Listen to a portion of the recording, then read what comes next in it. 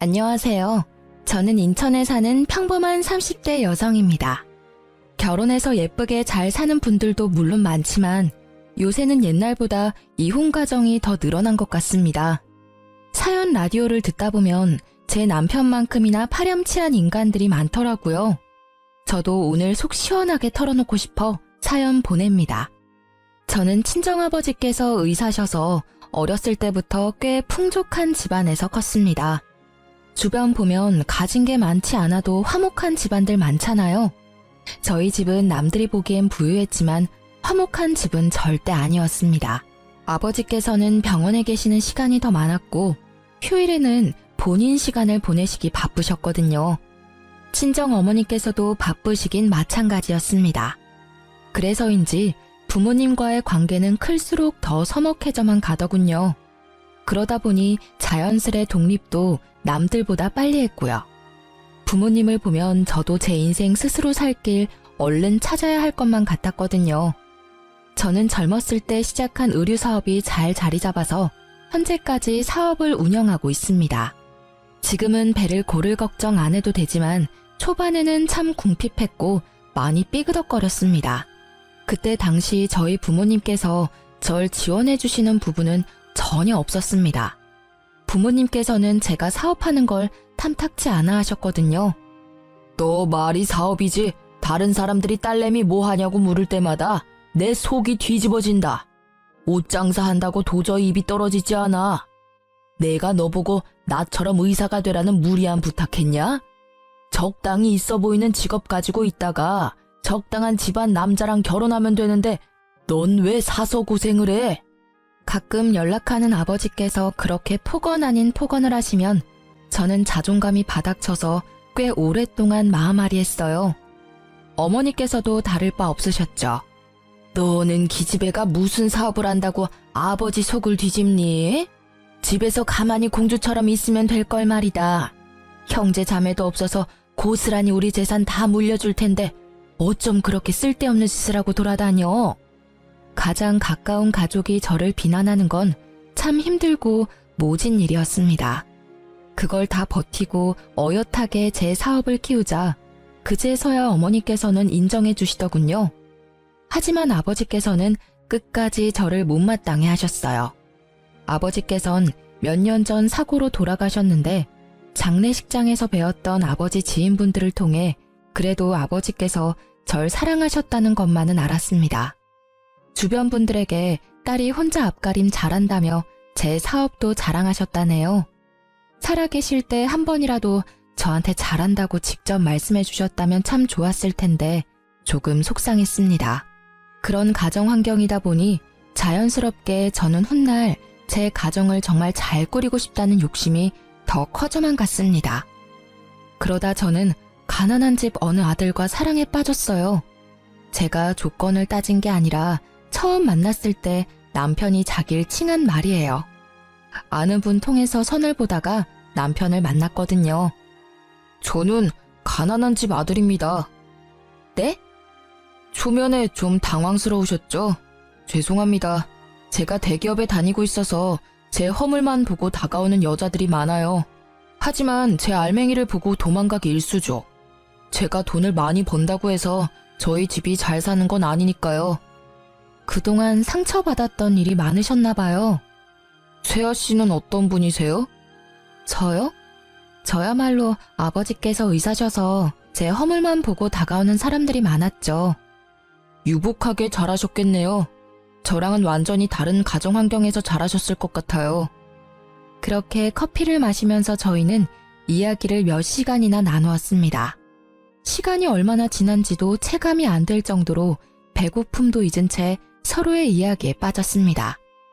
저희는 점심쯤 만나서는 저녁이 되어서야 겨우 식사를 함께 했습니다. 저는 무조건 가족이 1순위라서 나중에 아이를 낳는다고 하면 제일 하고 싶은 건 다 같이 야구장 가기? 주말 소풍? 등산? 소박하지만 이런 것들이 제 로망이네요. 세아 씨는요? 저도요.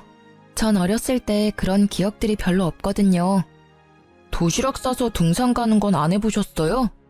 네, 다들 시간 맞추기도 어렵고 해서요. 한 지붕 아래에 사는 가족인데 시간 맞추기가 어렵다고요? 그럼 이번 주말에 저랑 등산 가실래요? 도시락은 제가 쌀게요. 안 그러셔도 돼요. 바쁘시잖아요. 현수 씨 힘들어요. 아님 주말에 식사나 한 끼 할까요? 아니요, 전혀요. 일이 바쁘고 힘든 거죠. 채아 씨 만나는 건 오히려 저한테 힐링일 것 같은데요. 저는 그렇게 다정한 남편에게 스며들었고 결혼 후에도 남편은 한결같았습니다. 하지만 시모와 시동생과는 한 가족이 되려면 많은 노력이 필요했습니다. 결혼하고 보니 시댁 식구들과 가족같이 지내는 분들이 정말 존경스럽다고 생각했어요. 그래서 저도 최선을 다하려고 노력했습니다. 시어머니께서는 정말 기운이 팔팔하시고 어디 아픈 곳 하나 없으신 아주 건강한 분이셨어요. 어머님, 제가 어머님 곁에서 보니까 따로 운동도 안 하시는데 건강은 정말 타고나신 것 같아요. 남편이 어렸을 때부터 잔병치레 하나 없었다고 하더라고요. 보니까 어머님 닮아서 그 이가 튼튼한 거였네요. 내가 아들들한테 줄 건 없다지만 유전자 하나는 기가 막히게 물려줬지. 그렇고 말고. 건강이 제일 큰 자산이라는 말이 있잖아요. 이미 돈 주고 못 살 자산 그이한테 물려주신 거죠. 그런데 어머님, 혹시 운동 삼아서 간단한 일이라도 시작해보시는 건 어떠세요? 적적한 시간도 때우실 겸이요. 어머, 너 몰라서 하는 소리야. 내 하루가 얼마나 바쁜데. 적적한 시간이라고는 없으니까 내 걱정은 마라. 네, 어머님. 제가 시모께의 일을 권해드린 건 다름이 아니라 남편이 밤마다 시름시름 앓았기 때문입니다. 여보, 입맛이 없어? 요새 부쩍 밥을 못 먹는 것 같아. 내가 모르는 무슨 걱정이라도 있어? 그게 실은... 아니다. 왜 말하려다 말아. 그러지 말고 나한테 말해봐. 당신은 돈 얼마나 모았어? 아니, 언제부터 돈 모았어? 나? 맨 처음 사업 시작했을 때는 본전도 못 찾아서 저축은커녕 입에 풀칠도 못했었지. 그러다 점차 자리 잡고 바로 몇십씩이라도 저축 시작했지. 벌수록 저축하는 금액 점점 늘려갔고. 근데 그건 왜? 그럼 그렇게 사회생활하기 전에는 모아둔 돈 있었어? 어렸을 때 받았던 용돈이라든지. 응, 어렸을 때부터 모아둔 돈은 통장에 있지. 장모님께서 관리해 주셨어? 19살 때부터 내가 관리했어. 갑자기 그건 왜? 이제 나 당신이랑 결혼도 했고 수입 관리는 내가 하고 싶은데 엄마한테 뭐라고 말하면 좋을까? 여태까지 엄마께서 해주셨으니까 감사하다고 인사드리면서 자연스럽게 통장을 달라고 할까? 남편과 각출해서 생활비를 쓰다 보니 저도 미처 신경 못 쓴 부분이었습니다. 남편은 어렸을 때부터 가난한 집의 가장이다 보니 당연하게 월 수입을 계속 시어머니께 드리고 있었어요. 그리고 도련님은 남편과 1살 차인데 아직까지 취준생이었죠. 그런데 남편 말을 들어보면 도련님께서는 취업할 의지가 안 보였어요. 요새는 컴퓨터 게임에 빠졌다고 하더라고요. 도련님은 제 앞에서도 낯을 많이 가렸고 면접도 제대로 볼 수 있을까 싶을 정도로 내성적으로 보였습니다. 물론 남편이 용돈은 드리겠지만 더 이상 월급 전체를 시어머니께 드릴 수 없다 판단한 남편은 고민하다 시모께 솔직하게 말씀드렸습니다. 엄마, 이제 저도 결혼했고 어엿한 가정이니까 제 월급은 제가 관리할게요. 그동안 감사했어요. 앞으로 용돈은 적은 금액이지만 챙겨드릴게요. 뭐?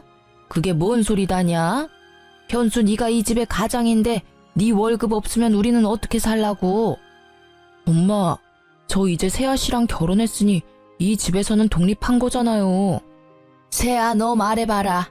네가 우리 현수 꼬드겼냐? 너는 넉넉한 의사 집안에서 태어났다며? 가진 게 우리보다 많을 거 아니냐? 벼룩의 간을 빼먹어라. 어떻게 우리 장남 월급까지 가져가려 해?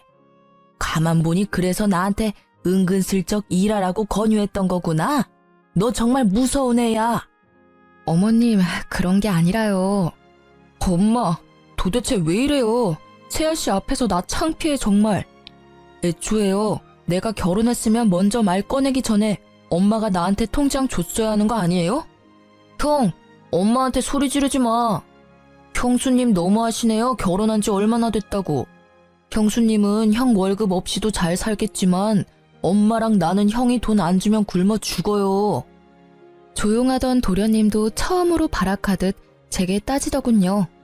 시댁 식구들의 원망과 비난이 모두 저를 향하자 저는 어쩔 줄 몰랐어요. 손발이 덜덜 떨리는데 남편이 괜찮다며 제 손을 꽉 잡아주더라고요. 그러자 용기가 생겨서 남편의 편에 저도 설 수 있었어요. 어머님께서는 앞으로 일하실 생각은 전혀 없으세요? 고생스러운 일 밖에서 하라고 말씀드리는 거 절대 아니에요. 어머니 나이대분들 밖에서 일하면서 즐겁게 지내시는 분들 많아요. 일이 돈을 버는 수단도 맞지만 삶의 활력을 불어주는 때도 있어요. 그리고 각자의 몫이라는 게 있잖아요.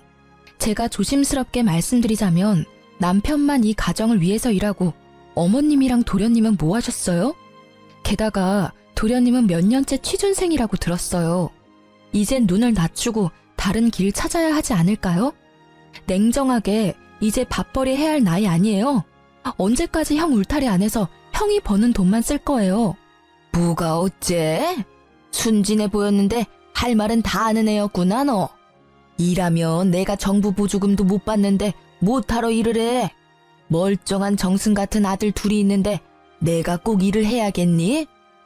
어이씨, 형수님 말씀이 심하잖아요. 저는 뭐 대기업 가면 안 된단 말이에요? 나도 시간 좀만 더 있으면 형보다 더 좋은 곳에서 떵떵거리면서 일할 수 있다고요. 에이 어머님 노후 지금부터라도 준비하셔야죠. 그이가 용돈은 챙겨드릴 수는 있지만요. 이렇게 몸 멀쩡히 건강하시고 아직 은퇴 나이도 아니신데 그이 월급 다 가져가시는 건 아닌 것 같아요. 그의 경제관념이 걱정이시라면 제가 통장 관리할 테니 이제 걱정 마시고 결혼했으니 저한테 넘겨주세요. 그럼 제가 도련님 취업 자리도 같이 알아볼게요. 그리고 도련님, 거울 좀 보세요. 이발은 언제 하셨어요? 면접 볼 의지는 있으세요? 매일 컴퓨터 게임하느라 방에 틀어박혀 있으니 머리카락이 저랑 비슷할 정도로 잘하셨어요. 단발머리로 면접 보겠다고요? 제가 오목조목 할 말 다 하자 시모와 시동생은 당황하더군요. 할 말을 제가 다 해주자 남편은 행복한 얼굴이었어요. 그동안 자리 잡았던 근심 걱정과 그늘이 얼굴에서 다 사라지더라고요. 그런데 그때 어머님이 하시는 말씀에 남편은 주저앉고 말았습니다. 에휴, 월급 뭐 얼마나 된다고 모아놓은 것도 없는데 뭘 통장을 달래? 저는 당연히 모아둔 돈이 없을 거라 조금이나마 예상했고 남편은 단 얼마라도 시모께서 모아주실 줄 알았나 봐요. 어머니, 저 얼마나 힘들게 일해왔어요. 저 안 해본 아르바이트가 없고요. 겨우 혼자 힘으로 대기업까지 들어갔어요. 엄마가 사람이라면 자식 새끼 정말 위하신다면 그러면 안 되는 거잖아요. 단 얼마라도 저 위에서 남겨주실 생각 없으셨어요? 저는 저 혼자 희생하는 게 당연한 건 줄 알았거든요. 그런데 다른 집들은 안 그래요. 가족이라면 다 같이 으쌰으쌰 해야 하는 거잖아. 왜 그동안 나만 이렇게 힘들게 살아온 건지 정말 억울하다고요. 현우, 너도 이 새끼야. 당장 편의점 알바라도 해봐. 네가 사람이냐? 형, 아들, 너 고생하는 건 알지, 아는데 아휴, 갑자기 이게 다 무슨 일이람? 더 말할 것도 없어. 연예인들이 왜 부모 자식 간에 연 끊는 줄 알겠어요. 엄마 다신 나 볼 생각하지 말아요. 현우, 너도 엄마 잘 모셔라. 나 이제 이 집에 안 올 거야. 우리 찾지도 말고 원망도 하지 마. 여보, 가자. 여보. 주저앉아 괴로워하며 울던 남편은 인연 끈차고 소리치면서 제 손을 붙잡고 시댁을 뛰쳐나갔습니다. 그렇게 시모와 시동생에게 속마음을 내뱉은 남편은 그러고서도 엄청 괴로워하더군요. 난 정말 어떻게 해야 할지 모르겠어. 정말 모르겠다고. 엄마랑 동생이랑 이렇게 틀어지고 싶지는 않았어. 근데 내가 또 다가가면 예전으로 돌아가는 거잖아. 내 인생을 포기해야 내 가족들 곁에 있을 수 있다는 게 너무 힘들어. 정말 모르겠다고 오열하는 남편을 위로해주면서 저는 남편 혼자만의 문제가 아니라고 생각했습니다. 이제 저도 가족이 됐으니까요. 여보, 평생 어머님이랑 도련님 안 볼 자신 있어? 없지? 안 되겠다. 내가 이 문제는 내가 해결해 볼게. 어떻게 될지는 모르겠지만 말이야. 어떻게 하려고 여보? 나아질지 안 나아질지 아직 안 해봤으니까 노력이라도 해봐야지.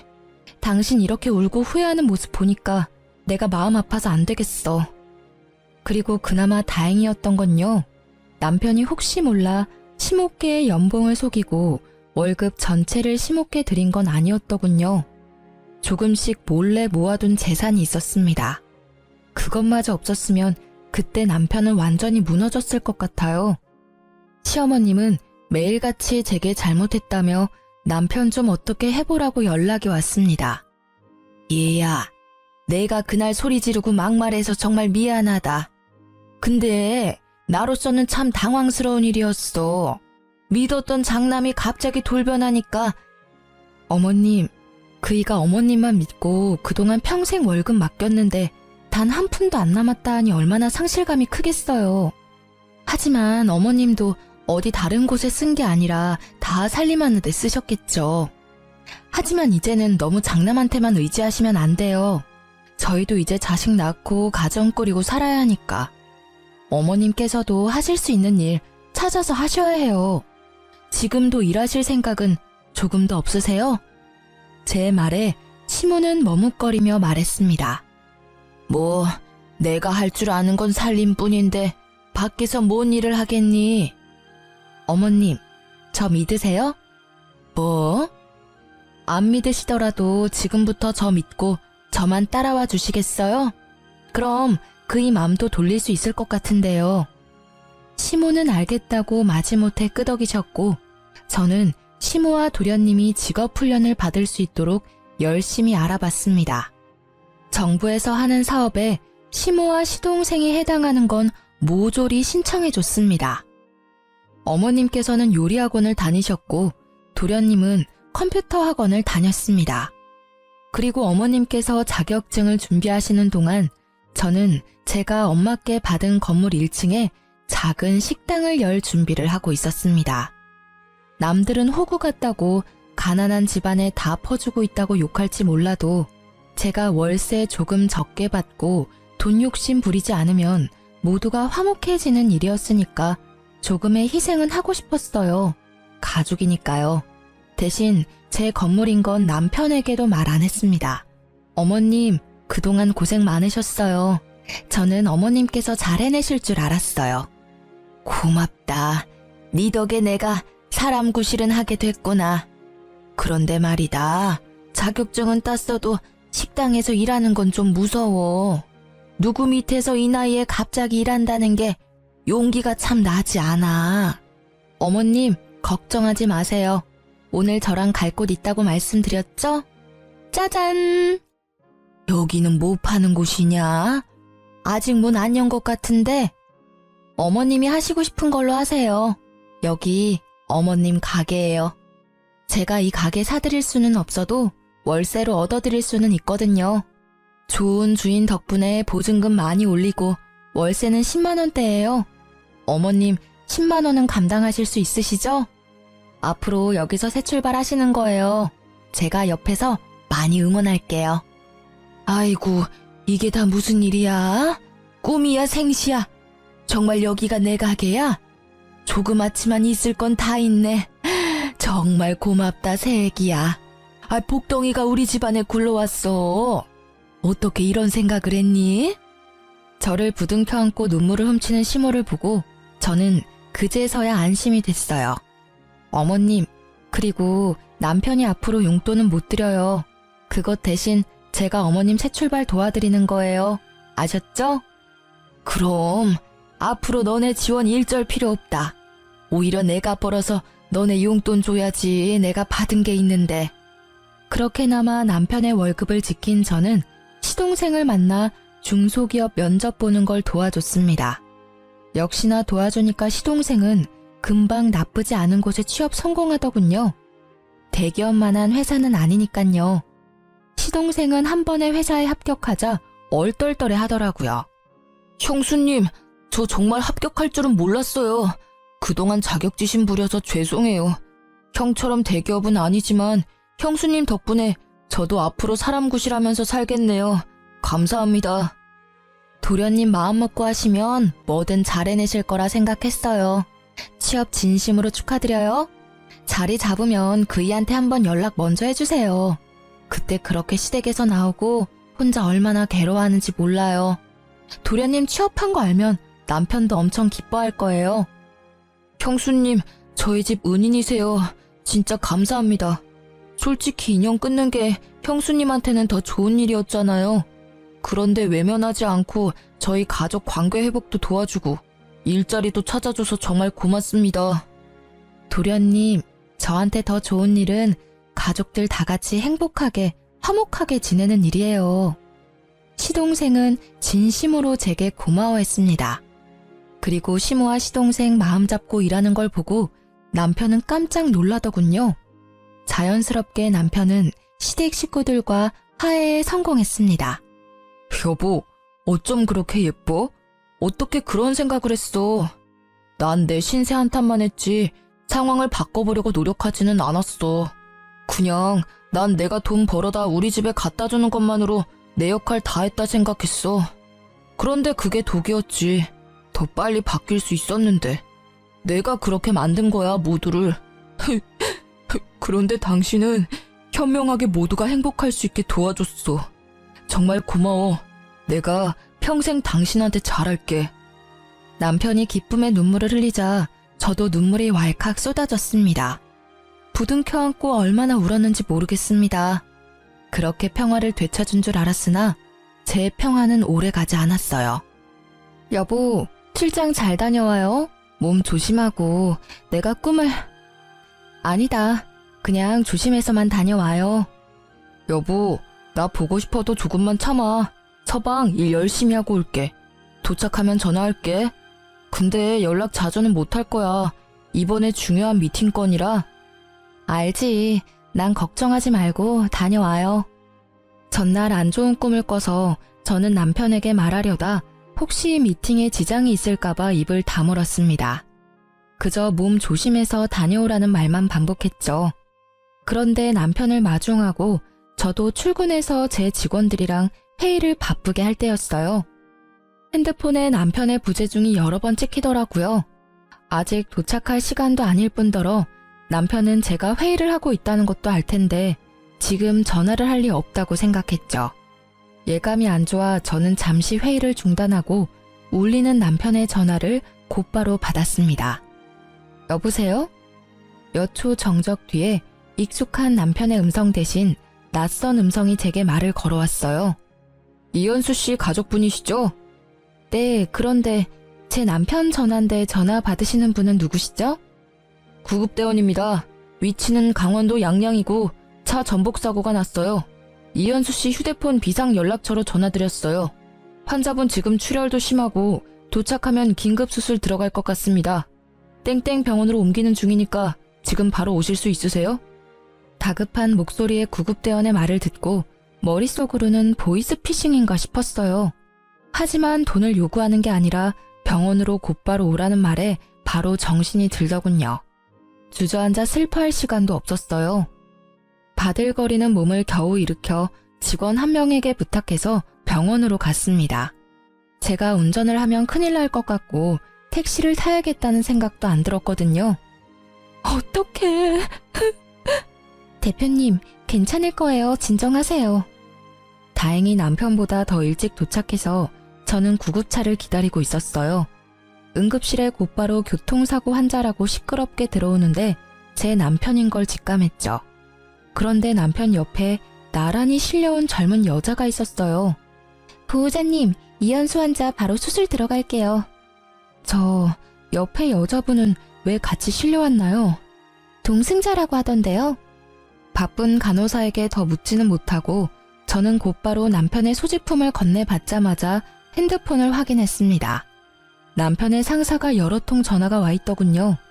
뒤늦게 제가 남편 상사와 통화를 하게 되면서 남편과 같이 실려온 여자가 남편 회사 인턴 직원이라는 걸 알게 됐습니다. 남편이 분명 이번 출장은 혼자 간다고 말했었지만 일정이 바뀌어서 같이 가게 됐나 보다 생각했습니다. 시모와 시동생에게도 연락을 하고 나서야 저는 다리에 힘이 완전히 풀려서 수술실 앞에 주저앉았습니다. 그렇게 혼자 소리 없는 눈물을 흘리는데 통화한 지 얼마 안 된 시모께서 한달음에 응급실에 달려오셨습니다. 아이고, 많이 놀랐지, 아가? 어머님. 내가 여기저기 물어보니까 다행히 머리는 안 다쳤다고 한다. 얼마나 다행이니? 너는 괜찮냐? 어머님이 오히려 제 앞에서 무너지실 줄 알았는데 되려 저를 위로해 주시더군요. 남편은 회복실에서 몇 시간 있다가 일반 병실에 옮겨졌어요. 여보, 괜찮아? 여보. 으이그 이놈아. 네 마누라랑 네 엄마랑 놀라서 심장이 다 쪼그라들었다. 다리 골절 수술을 한 남편은 다행히 마취가 풀리니 다리 외에는 전부 괜찮아 보였어요. 세아야, 너무 걱정하지 마라. 우리 집 장남은 내가 간병할 테니 너는 아무런 걱정하지 마. 제가 회사의 중요한 프로젝트 때문에 어쩔 수 없이 간병인을 쓴다고 하니 시모께서는 간병인을 자처했어요. 어머님 힘드시니까 제가 간병인 알아볼게요. 아니다, 그럴 필요 없다. 내가 있는데 못하러 아깝게 돈을 쓰냐. 현수도 내가 더 편할 거야 아마. 어머님 감사해요. 아유, 가족끼리 뭘 감사냐. 그럼 저 옆 병실에 잠시 인사하고 올게요. 응? 남편이랑 같이 가다가 사고 난 거니까 따로 인사는 해야 할 것 같아서요. 경황이 없어서 못 살펴봤어요. 남편이랑 같이 실려온 인턴 직원이 옆 병실이거든요. 에그머니나, 그럴 필요 없다. 내가 이미 인사 다 했어. 네? 아, 그러셨어요? 그쪽은 팔에 금 간 거 말고는 뭐 크게 다치지도 않았어. 그러니 아가 네가 걱정할 필요 없다. 그나마 다행이네요. 그나저나 그이 정말 괜찮은 거 맞을까요? 의사 선생님 말로는 머리는 안 다쳤다고 하셨었는데 저렇게 말도 없고 내내 눈만 감고 있으니까 저 슬슬 걱정돼요. 괜찮다. 괜한 걱정하지 마. 회복 중이니까 다 괜찮아질 거야. 그렇게 남편이 사고 후유증으로 말을 안 하는 줄 알았던 저는 뒤늦게 남편의 행동의 의미를 알게 됐어요. 저를 가족같이 생각해준 도련님 덕분에 모든 진실을 알게 됐습니다. 도련님, 갑자기 여기까지 무슨 일이세요? 평수님, 저 은혜 갚는 거예요. 은혜요? 갑자기 무슨 말씀이세요? 너무 놀라지 마세요. 형 여자 있어요. 그 같이 사고 났다던 여자 인턴 직원이요. 네? 저는 머리를 세게 한 대 맞은 것처럼 멍해지더군요. 그런 제게 도련님은 남편의 차 블랙박스 영상을 보여줬어요. 보험회사에 제출할 영상 보고 있는데 둘이 심상치 않은 사이였어요. 제가 좀 더 알아보니까 출장은 무슨 강원도 양양에 둘이서 놀러 가다가 사고 난 거예요. 침묵할까 했는데 이건 정말 아니잖아요. 형수님이 우리 형한테 어떻게 해줬는데 우리 집안에 어떤 사람인데. 저 그런 더러운 꼴은 못 보겠어서 많이 고민하다가 형수님한테 알려드리는 거예요. 죄송해요. 도련님이 뭘 죄송해요. 오히려 제가 엄청 감사해요. 숨길 수도 있었을 텐데 이렇게 알려주셔서 정말 감사해요. 어머님도 아시는 거예요? 그게... 아셨군요. 아셨으니까 간병도 어머니께서 하신다고 자처하셨을 거예요. 이제 보니까 앞뒤가 딱딱 맞네요. 도련님, 마지막으로 제가 부탁 하나만 해도 될까요? 네, 편하게 말씀하세요, 형수님. 저한테 말씀하셨다는 거 당분간 비밀로 해주시겠어요? 네, 그럼요. 비밀로 할게요. 형수님이 저 사람 구실하게 만들어줬잖아요. 이거면 형수님한테 은혜는 갚은 거죠? 네, 충분해요. 나머지는 제가 알아서 할게요. 저는 남편과 상간녀가 정신 차리자마자 법정에 설 수 있도록 이혼 소송과 상간녀 소송을 준비했습니다. 바람난 거 들통난 것도 모르는 남편은 태어나자 제게 엄청 싸늘하게 굴더군요. 당신은 일이 남편보다 중요하지? 어떻게 나 태어났는데 병원에 안 와? 간병도 모조리 우리 엄마한테 맡기고 간병비는 챙겨드렸어. 아니 남편 병원살이 하는데 잘 먹는지 잘 회복하는지 어쩜 하나도 신경을 안 써? 아이고 이번에는 우리 현수가 서운할 만했다. 아무리 내가 신경 쓰지 말라고 했어도 쟤야 너 어쩜 그렇게 무신경하니? 이번에 내가 너 다시 봤다. 내가 하는 일은 적어도 당신처럼 날 배신하지는 않거든. 노력한 만큼 일은 내 가치를 알아줘. 어머님 다 알고 계셨으면서 왜 말씀 안 해주셨어요? 다 아시면서도 저한테 무신경하다는 말씀이 나오세요? 이 여자가 지금 뭐라는 거야? 이제 위아래도 없지? 눈치채고 아무런 말 못하는 시모랑 달리 남편은 계속해서 제게 떵떵거리며 큰 소리쳤어요. 그럼 내가 상간녀랑 데이트하다가 사고난 남편까지 간병해야 하니? 여보, 어떻게 알았어 그걸? 제가 참지 못하고 그 찌질한 얼굴에 뺨을 올려붙이자 시모는 세상 무너진 듯 소리를 질렀어요. 아이고, 내 장남 얼굴에 감히 무슨 짓이냐? 아, 그 기집애가 꼬신 거야. 난 정말 안 넘어가려고 애를 썼다고. 그렇다고 남편 뺨을 때리냐? 아이, 존심상하게. 누가 내 남편이야? 시모께서는 제가 남편 뺨 때렸다고 곧바로 남편 편을 들었어요. 남자가 그럴 수도 있지. 어디 귀한 서방 뺨을 그렇게 사정없이 내려치냐? 네가 그냥 눈 딱 감고 한번 봐줘라. 네가 안 봐주면 어떻게 되겠니? 네 남편 젊은 그 애기랑 재혼하는 거지 뭐. 어머님, 그게 저한테 하실 말씀이세요 지금? 저만 가족처럼 생각했죠? 결국 저는 남이었는데 제가 너무 이 집에 헌신했네요. 그러자 가만 지켜보던 시동생이 나서서 제 편을 들어주더군요. 엄마, 진짜 그게 뭔 개떡같은 소리야. 형수님이 우리한테 그렇게 잘해주셨는데 어떻게 지금 형 편을 들어?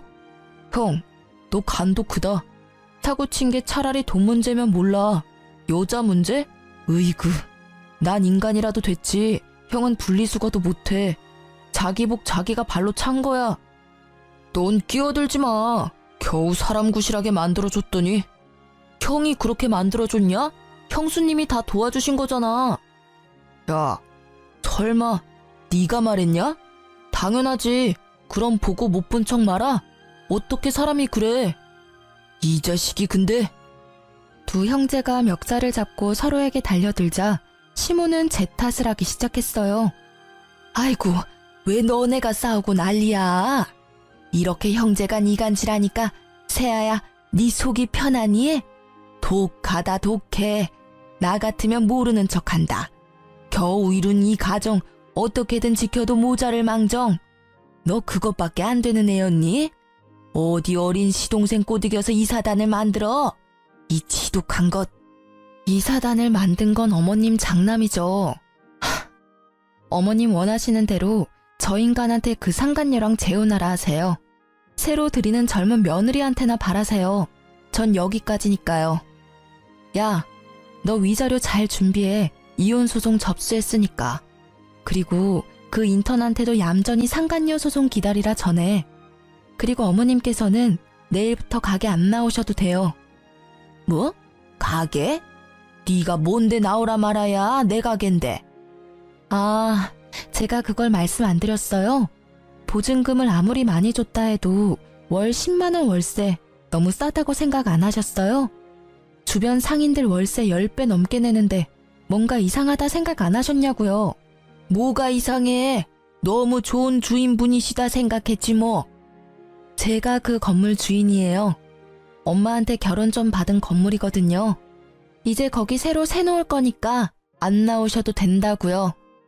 뭐? 어머, 그게 네 건물이야? 그런 중요한 말을 왜 이제야 해? 긴 말 필요 없고 현수 너 세아한테 얼른 사과해라. 건물주 며느리랑 대기업 인턴 나부랭이 며느리 중에 당연히 건물주 며느리지. 아까 못 들으셨어요? 저 이 사람이랑 이혼할 거라고요. 아이고, 나 그 가게 정들어서 못 떠난다. 착한 네가 좀 모르는 척하고 넘어가주면 안 돼?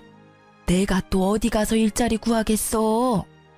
저한테는 정 같은 건 없으시고 그 건물에는 정이 많이 드셨어요? 어머님, 정말 끝까지 이기적이시네요. 잘나고 귀한 어머님 장남한테 가게 하나 구해달라고 하세요. 여보, 그러지 마. 왜 이렇게 극단적이야. 일단 우리 둘 집 가서 다시 얘기하자, 응? 내가 이렇게 빌게. 정말 잘못했어. 잠시 내가 미쳤었나 봐. 갑자기 버는 돈이 족족 나한테 들어오니까 어떻게 어디에 써야 할지 모르겠더라. 그런데 그 애가 맛있는 거 사달라고 할 때마다 사주는데 희열감이 느껴졌어. 젊은 여자애랑 데이트다운 데이트하니까 왜 나 젊었을 때는 이런 데이트 못했을까 싶고 너무 설렜어. 그래서 그랬던 거야. 그 여자애가 좋았던 게 아니라 그 상황이 좋았던 거라고. 남편의 머릿속 사상은 상상 이상으로 역겨웠습니다. 지가 뭘 잘못했는지 모르면서 아직 다친 다리가 회복되지 않은 남편은 절뚝거리는 다리로 눈물까지 쏟아내며 저를 붙잡더군요. 그리고 저를 못 나가게 막는 시모에게 말했어요. 어머님, 그동안 제가 가족이라고 절감한 월세 한꺼번에 청구해드려요? 아이고, 미안하다. 잘못했어. 그날 시동생이 배웅해줬고 그게 시댁에서의 마지막 일이었습니다. 그런데 겁도 없이 간이 큰 상간녀는 제 번호를 알아냈더군요. 우리 좀 만나요. 건방지구나. 어딜 오라가라야. 시끄럽고 당장 나 있는 곳으로 오라고. 대학 졸업반인 상간녀는 어린애 떼쓰듯 저를 자기 회사 및 카페로 불렀어요. 제가 그곳에서 만나자 한 게 아니라 상간녀가 꼭 거기서 만나야 한다고 했죠. 간땡이가 큰 건지 눈치가 없는 건지 이해가 안 됐지만 저는 오히려 잘된 일이라 찾아갔어요. 제발 이혼 소송 중인 남편과 마주치길 바랬습니다. 너 무슨 생각으로 날 여기로 부른 거니? 내가 너 하는 꼴이 너무 웃겨서 와봤어.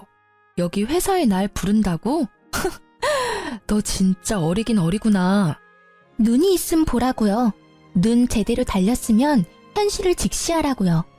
나랑 그 사람이랑 어울리는지 당신이랑 그 사람이랑 어울리는지 잘 봐봐요. 그 사람 옆은 내가 더 잘 어울려요. 어디 상간녀 주제에 말이 많아. 야, 너 인턴이라며. 정직원도 아니면서 무슨 부심이야? 너 니네 부서 사람들은 알아? 너랑 내 남편이랑 바람난 거? 회사에서는 알까? 모르겠지. 알면 네가 계속 여기 있을 리가 없어. 내가 가서 고발이라도 할까? 저는 저를 도발하는 상간녀에게 일부러 큰 목소리로 말했습니다. 카페에 앉아있는 남편의 회사 동료들이 들을 수 있게요. 주변에는 익숙한 얼굴에 남편 동료들도 얼핏 보였거든요. 상간녀는 본인이 저를 거기까지 불러놓고 새빨개진 얼굴로 울먹이더군요. 지금 뭐 하는 거예요? 당장 앉아요? 여기서 소란 피우지 말라고요. 아니, 넌 날 여기까지 불러놓고 이런 상황은 생각도 안 해봤니? 당신 부끄럽지도 않아요? 부끄러워해야 하는 건 너지. 남의 남편 빼앗고 상간녀 소송 당한 거 부끄럽지도 않아? 소송 취하해달라고 빌지는 못할 망정 어디서 개수작이야? 저는 그 말을 끝으로 커피잔을 들어 상간녀 머리로 기울였습니다. 자기야, 이 여자 좀 말려봐. 그 광경을 목격하고 몰래 목발 짚으며 빠져나가려는 남편을 기어코 붙잡는 상간녀였죠. 사람들은 웅성거렸고 저는 유유히 그곳을 빠져나왔습니다. 남편의 일그러진 얼굴은 평생 잊지 못할 것 같아요. 그 얼굴에는 후회와 창피함, 좌절이 모두 섞여 있었답니다. 상간녀는 관심종자처럼 끝까지 카페에서 어린애처럼 울더군요. 그게 영원히 자기를 따라다닐 흑역사가 될지 몰랐나 봐요. 그 후에 시동생이 말해주기를 전 남편과 상간녀는 회사 내에 불륜 소문이 파다하게 났다고 합니다. 사내뿐만 아니라 밖으로도 소문이 나돌기 시작하자 풍기문란죄로 전 남편은 인사조치 당하고 연봉이 삭감됐다고 하네요. 상간녀는 당연히 인턴에 잘렸다고 하고요. 그런데 웃긴 게 그 난리를 피웠는데도 상간녀와 전 남편은 시댁의 살림을 합쳤다고 합니다. 시동생은 일부러 남편이 보지 않을 때 상간녀한테 돈 빌려달라고 괴롭혔다고 하네요. 본인 말로는 양아치 건달 도련님 컨셉을 했다고 하네요. 시모 또한 엄청나게 하녀 취급을 했다고 합니다. 시동생에게 들은 내용대로 잠깐 들려드리자면, 형수, 네? 돈 좀 있어요? 돈이요? 아이씨, 전에 있던 형수는 돈 잘 벌어서 용돈도 주고 그랬는데 형수는 뭐 줄 거 없어요? 어리기만 했지 뭐 볼 게 어디 있다고. 우리 형 보는 눈도 없지. 어디서 이런 형수를 데리고 왔대? 그렇게 모욕감을 주면 상간녀는 남편에게 쪼르르 일렀다고 합니다. 그럼 돌아오는 남편의 말은, 야, 현명하게 대처 못해? 우리 집사람이었으면 말이야. 뭐? 집사람이 난데 누굴 말하는 거야? 너 말고 새야 말이야. 당신 자꾸 그 여자 얘기를 내 앞에서 왜 아무렇지 않게 내뱉어? 그렇게 상간녀와 전 남편은 싸우기 일쑤였다고 합니다. 시모는 가정을 깨지게 한 상간녀가 너무 괘씸하다며 엄청나게 시집살이 시켰다고 해요. 그렇게 영원할 것 같았던 상간녀와 깨지고 전 남편은 3달도 안 돼서 혼자가 됐다고 합니다. 전 남편은 곁에 아무도 없으니 법원에서 절 만나자 제게 아련한 눈빛을 보내며 다시 잘해보자 하더군요. 엄마도 너 보고 싶으시대. 나도 너 보고 싶었고. 헛소리 하지 마.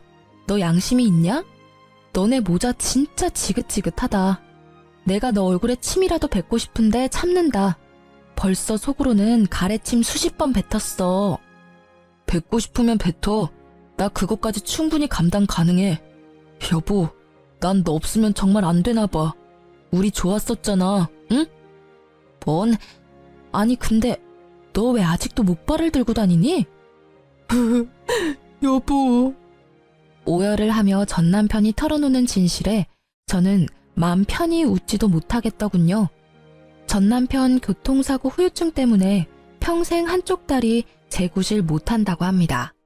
천벌받았다 생각했어요. 혹시 자기가 다리를 절어서 외면하냐는 전 남편 말에 다리를 절지 않았어도 너는 내게 평생 아웃이라고 마지막 따끔하게 마무리했습니다. 전 시동생에게 듣기로 전 남편은 그나마 있는 재산마저도 제게 위자료로 물어주고 빈털털이래요. 게다가 또 시모의 소나기에 붙잡혔대요. 월급은 예전처럼 전 시모가 관리하고 전 시모는 다시는 일을 하지 않겠다고 전 남편에게 으름장을 놨다더라고요. 평생 서로의 지옥에서 영원히 못 빠져나오길 간절히 기도했네요. 다행히 전 시동생은 그 집에서 독립했다고 해요. 알아서 돈 관리하며 잘 살고 있다고 합니다. 상간녀는 제발 고소 좀 취하해달라고 싹싹 비는데 알바라도 해서 위자료 내라고 했죠. 아님 네 부모님한테 받으러 간다니까 어린 상간녀는 잠수를 타더군요. 그러다 상간녀는 부모한테 고소장을 들켜서 상간녀 엄마가 직접 상간녀 머리채를 제 앞까지 끌고 와서 딸 교육 제대로 못 시켰다며 사죄하셨습니다. 양쪽 위자료 두둑히 받아서 저는 새 출발하려고요. 사실 그 돈 없어도 저는 잘 살겠지만 금융치료라도 받아서 조금은 마음 회복됐습니다. 바뀌지 않을 것 같던 시동생은 인간됐고 바뀌지 않을 것 같던 시모는 여전히 안 바뀌었고 좋은 사람인 줄 알았던 남편은 좋은 사람이 아니었어요. 사람은 정말 겪어보지 않으면 알 수 없다는 말을 너무 온몸으로 겪어서 많이 힘들었습니다. 그래서 제게 앞으로는 좋은 일만 가득했으면 좋겠어요. 여러분이 끝까지 긴 제 사연 들어주셔서 오늘은 잠도 푹 잘 것 같아요. 감사합니다.